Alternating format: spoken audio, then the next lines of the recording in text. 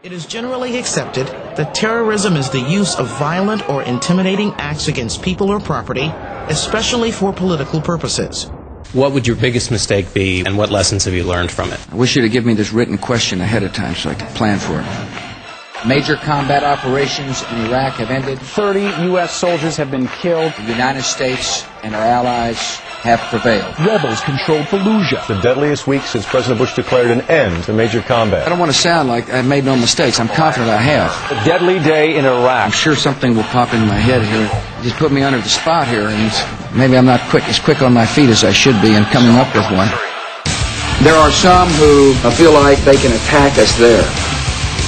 The answer is bring them on. Suicide attacks and roadside bombings have killed 6 more American soldiers. Dozens of Iraqi insurgents ambushed a group of Marines. 56 soldiers and Marines killed over the last week. 2 more American families got the news today their loved ones were killed in action.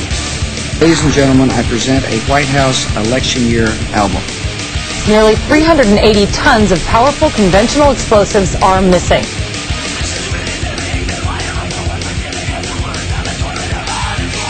9/11 wasn't a triumph of the human spirit.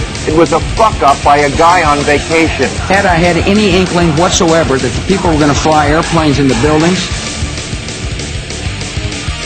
we would have moved heaven and earth to save the country. I believe the title was Bin Laden determined to attack inside the United States. Again, I don't know where he is. I don't think I ever said I'm not worried about Osama bin Laden. Truly, I'm not that concerned about him. You can't distinguish between Al-Qaeda and Saddam when you talk about the war on terror. There was a relationship between Iraq and Al-Qaeda. The enemy attacked us. Saddam Hussein didn't attack us. Osama bin Laden attacked us. This was a campaign of deceit. The Iraqi regime possesses biological and chemical weapons. There were no large stockpiles of chemical and biological weaponized material. Saddam Hussein possesses biological and chemical weapons. They really didn't exist. Every aspect of the intelligence was either exaggerated. 500 tons of sarin, 38,000 liters of botulinum toxin. We don't want the smoking gun to be a mushroom cloud. There is no doubt that Saddam Hussein now has weapons of mass destruction. We know they didn't exist. Or distorted. And we believe he has in fact reconstituted nuclear weapons. It's that Iraq is reconstituting its nuclear weapons program. As for the claim Iraq was reconstituting its nuclear weapons program, Iraq's ability to produce a weapon decayed. My opponent tries to say I made up reasons to go to war. He has not developed any significant capability with respect to weapons of mass destruction. We are able to keep arms from him. Just who's the one trying to mislead the American people? The vice president led the way in declaring that Saddam Hussein definitely had weapons of mass destruction. Those weapons of mass destruction got to be somewhere.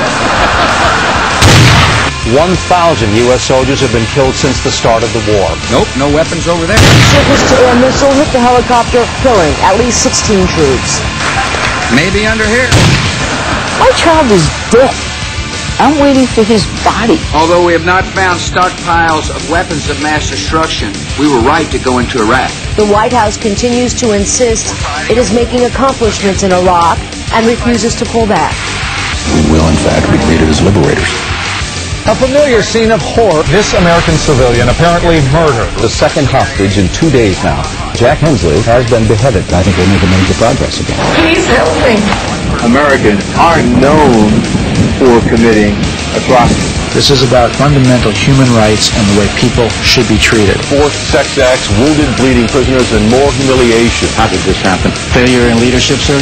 On November the 2nd, the people of America will reject the politics of fear. Thank you. Good night. And God bless America.